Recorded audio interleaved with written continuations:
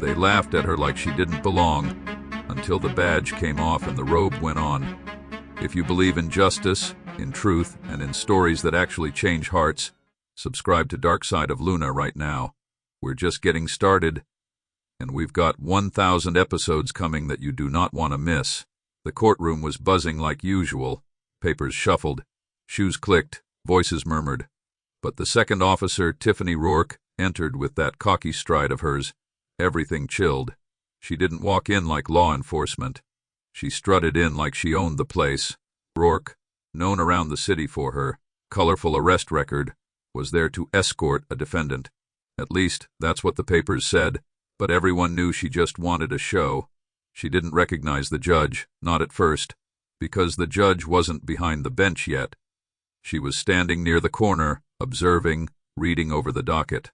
No robe, no gavel, just a poised black woman in heels and silence. Rourke bumped into her. Hard. Watch it, Rourke snapped. The woman didn't even blink. Excuse me? You got business here, sweetheart? Rourke sneered. This ain't the gallery. That's when it happened. Rourke took a step forward. Something about power and uniform made her forget where she was and who she was speaking to. She slapped the folder right out of the woman's hands. Everyone froze. Security moved, but a hand went up behind them. The woman bent down, picked up her folder, and walked slowly, deliberately, up to the bench.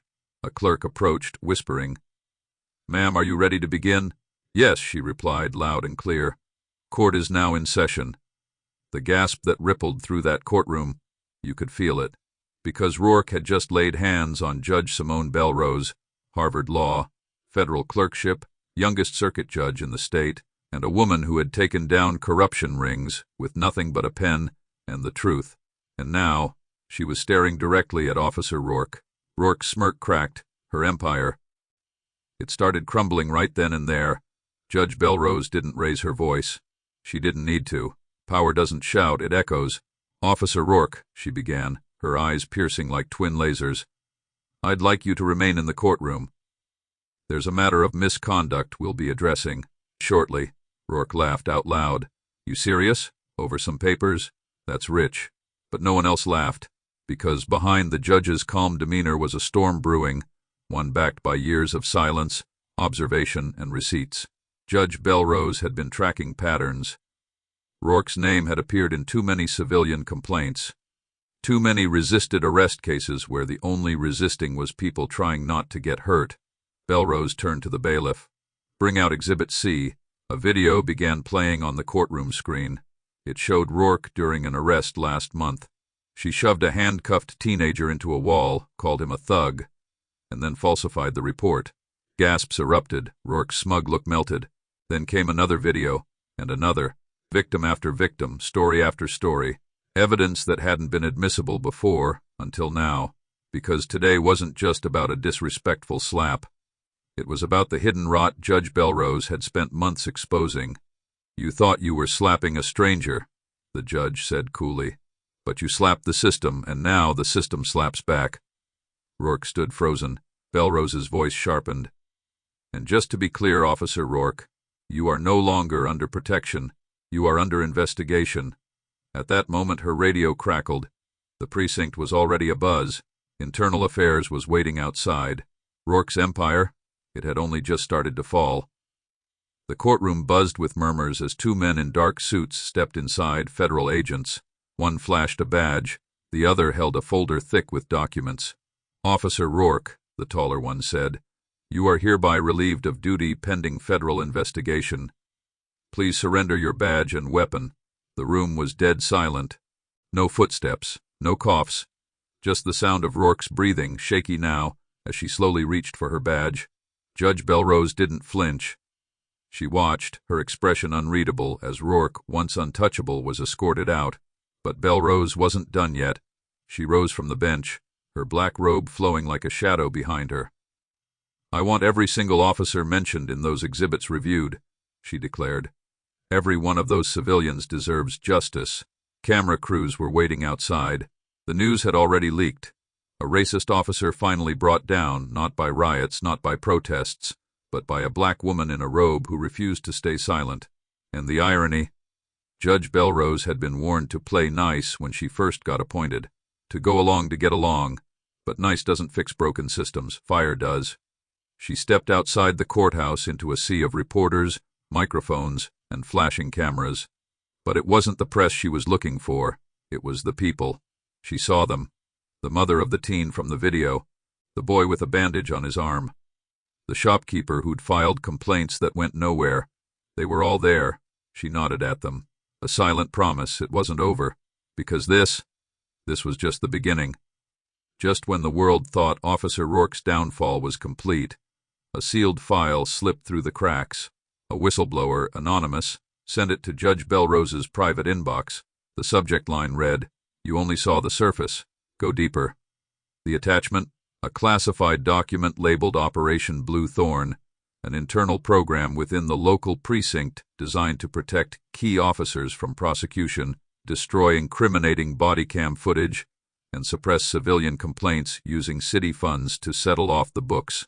Rourke was just a pawn, the real puppet master, Chief Wendell Griggs, the same man who once shook Judge Belrose's hand with a smile too wide and eyes too calculating. Belrose's stomach dropped as she read the names. Politicians, judges, lawyers, all tangled in a web so vast it stretched across state lines. And at the center of it all, a secret committee called the Shield. Her mind raced. Rourke's slap wasn't about disrespect. It was a warning.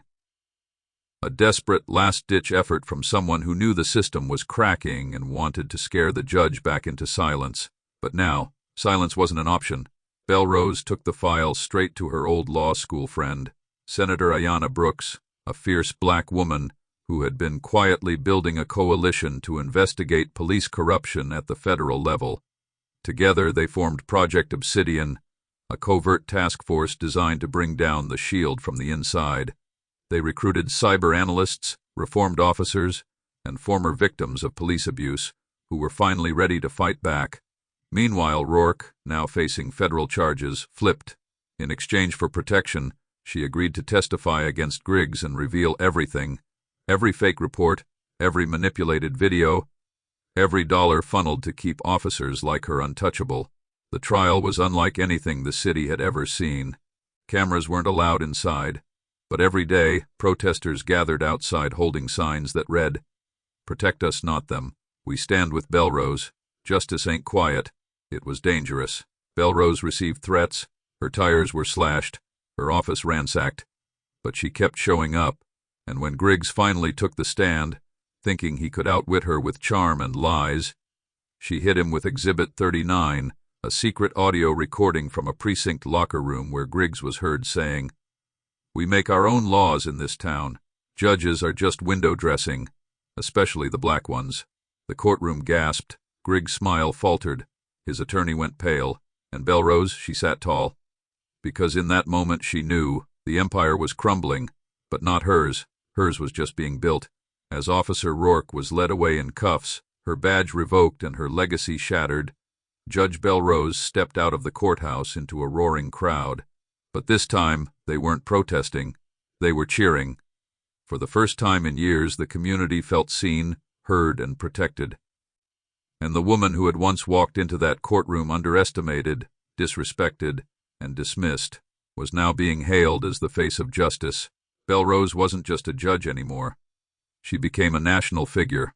She launched an independent review board for police accountability, helped draft a new Officer Transparency Act, and was even nominated for a Presidential Medal of Freedom. At a community event, a little black girl walked up to her and asked, "Can I be a judge like you someday?" Belrose knelt down, smiled, and said, "You can be even more."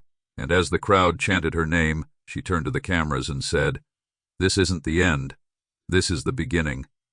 And if this story moved you, shocked you, or gave you hope, subscribe to Dark Side of Luna right now.